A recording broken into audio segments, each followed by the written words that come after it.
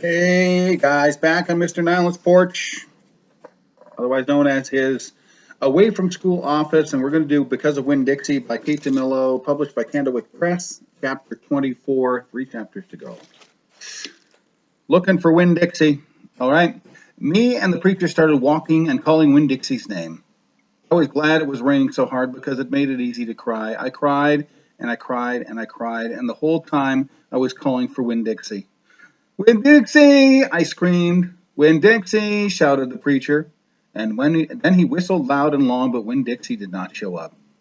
We walked all through downtown. We walked through Dewberry's house. We walked past Dewberry's house and the Herman W. Block Memorial Library and Sweetie Pie's Yellow House and Gertrude's Pets. We walked out to the Friendly Corner trailer park and looked underneath our trailer. We walked all the way out to the Open Arms Baptist Church of Naomi. We walked past the railroad tracks and right on down Highway 50. Cars were rushing past us, and their headlights and taillights were glowing like mean eyes staring at us. Daddy, I said, Daddy, what if he got run over? Opal, the pastor said, we can't worry about what might have happened. All we can do is keep looking. We walked and walked, and in my head I started to list 10 things I knew about Winn-Dixie, things I could write on a big old poster and put up in the neighborhood, things that would help people look for him. Number 1 was he had a pathological fear of thunderstorms. Number 2 was he liked to smile using his teeth.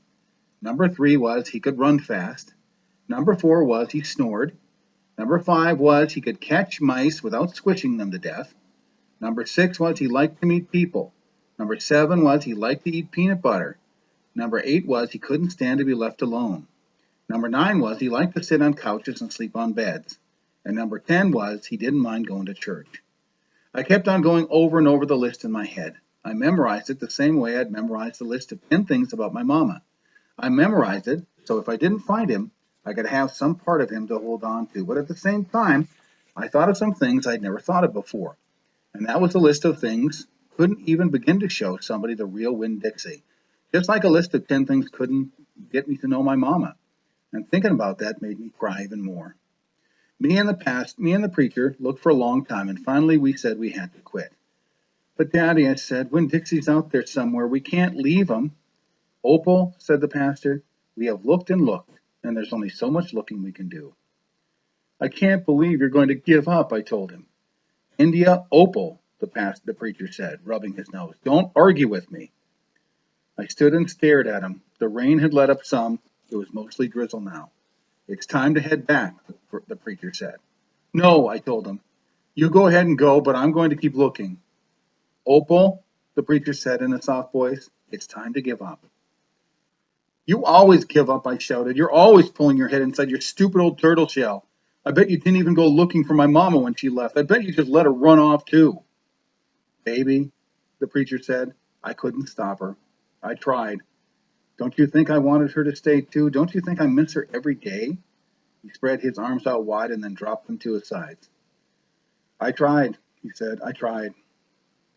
And then he did something I couldn't believe. He started to cry. The preacher was crying. His shoulders were moving up and down, and he was making snuffly noises. And don't believe that losing Winn-Dixie doesn't upset me as much as it does you, he said. I love that dog. I love him too. Daddy, he said. I went and wrapped my arms around his waist.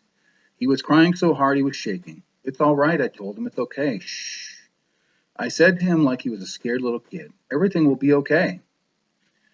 We stood there hugging and rocking back and forth, and after a while the preacher stopped shaking, and I still held on to him, and I finally got the nerve to ask the question I wanted to ask. Do you think she's ever coming back? I whispered.